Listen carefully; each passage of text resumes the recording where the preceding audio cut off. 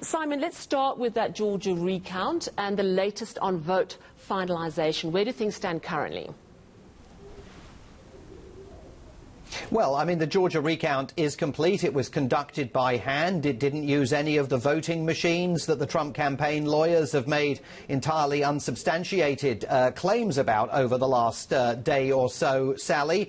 And it shows no significant difference in the outcome of the election in Georgia. Joe Biden won the state. And the Secretary of State in Georgia who oversees the election, himself a Republican, in announcing the results of the recount said, look, I'm a Donald Trump supporter. I was very early in my backing of Donald Trump as a candidate for the presidency, but I'm really sorry, the numbers here don't lie. And the numbers are the numbers that we thought they were going to be. Joe Biden won Georgia. There is nothing there that is going to allow the president to overturn the results of the election in that state. And he's made no headway anywhere else in the country over the course of the last week. He's lost more than 30 cases in court, Sally, that he's brought, many of them thrown out by Republican-appointed judges who say you can't just walk into the courtroom claiming the election was rigged. You've actually got to prove it. Right. Let's now move on to that press conference with Rudy Giuliani at the helm. Apart from the astonishing sight of his hair dye, was dripping, I presume, as he started sweating, and his hair dye started running down the sides of his face in the middle of this presser. But are they actually saying that the fraud that apparently happened at a high sort of computer manipulation level? I mean, what exactly are they saying, Simon? So this was a completely unhinged press conference, and let's be very clear about what the president's lawyers are alleging.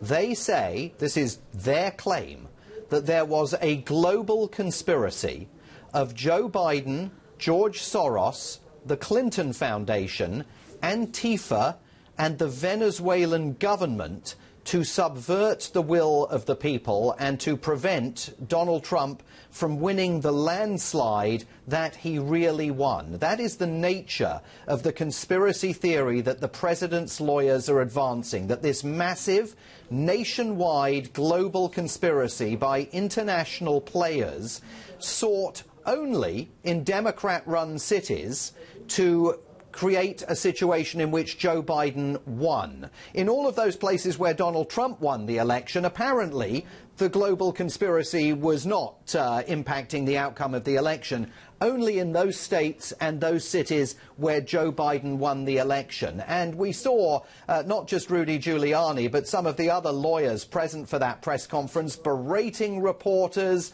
when they asked where the evidence was to support these claims. They were told, well, you don't understand the legal process. There was, they said, no opportunity so far to put evidence into the judicial domain, which is obviously laughable. They also insisted that they were going to work tooth and nail to reverse the outcome of this election. It is not going too far, definitely not going too far at the end of this week, to say that what the president's lawyers are attempting here is a coup. They are attempting to undo the will of the people in the United States as it was expressed at the ballot box. And they're working for the President of the United States, who is also espousing many of the same conspiracy theories that they voiced yesterday. It was jaw-droppingly extraordinary.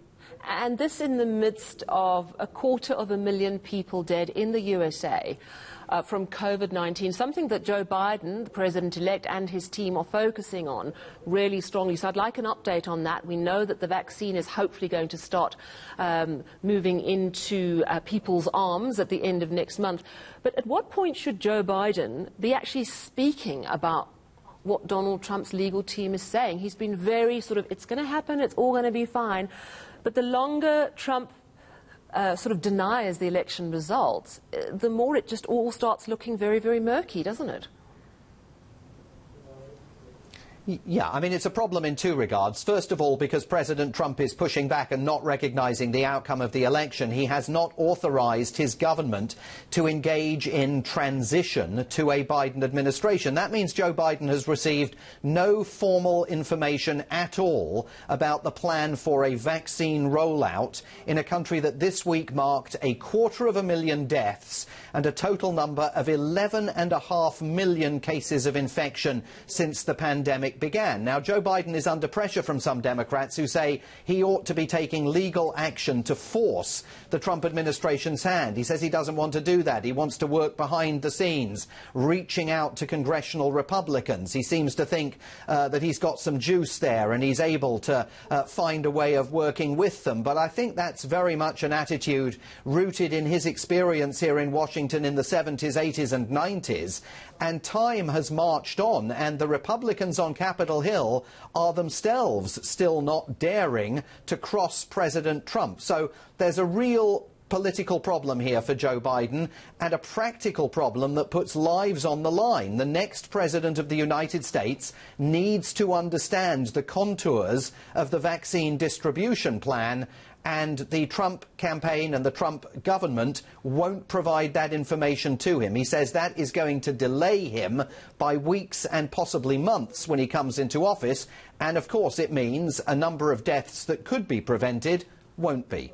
Well, thank you very much. That's our correspondent in Washington, Simon Marks. Let's stay